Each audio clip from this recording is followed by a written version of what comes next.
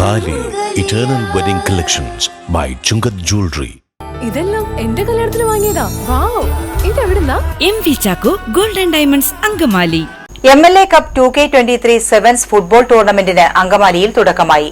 Football താരം CK Vineeth ഉദ്ഘാടനം നിർവഹിച്ചു.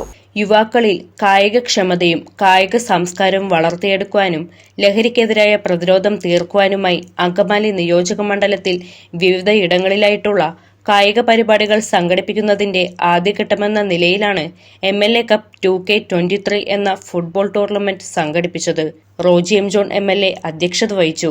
വളരെ നാളുകളായിട്ട് മനസ്സിലുണ്ടായിരുന്ന ഒരു ആഗ്രഹമാണ് ഇന്നിവിടെ ആരംഭം കുറിക്കുന്നത്.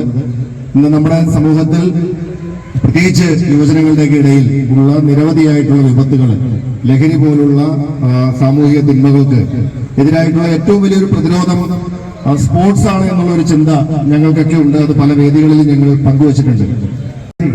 അത് കായിക ലോകത്തേക്ക്, സ്പോർട്സിന്റെ ഒരു ലോകത്തേക്ക് കൊണ്ടുവരുവാനായിട്ട് സാധിച്ചാൽ മറ്റ് പല വിപത്തുകളിൽ നിന്നും മോചനം നേടാനായിട്ട് കഴിയും എന്നുള്ളൊരു ചിന്തയാണ്.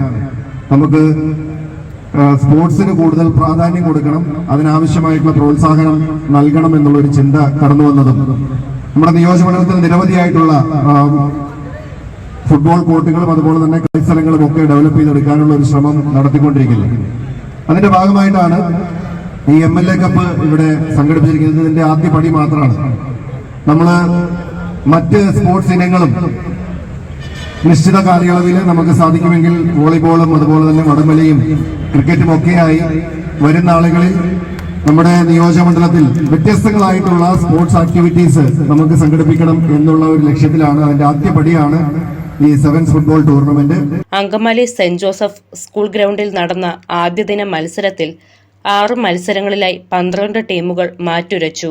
15നും 35നും ഇടയിൽ പ്രായമുള്ള യുവാക്കളുടെ 32 ടീമുകളാണ് ടൂർണമെന്റിൽ പങ്കെടുത്തത്.